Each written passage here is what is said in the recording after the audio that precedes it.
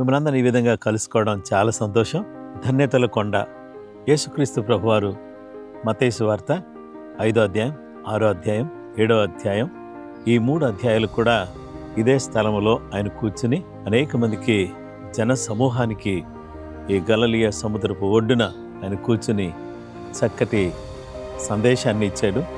ప్రపంచాన్ని ప్రభావితం చేసే సందేశాలను యేసుక్రీస్తు ప్రభువారు ఇవ్వడం చాలా సంతోషం. ప్రపంచాన్ని ప్రభావితం చేసే చక్కటి మాటలు చెప్పాడు.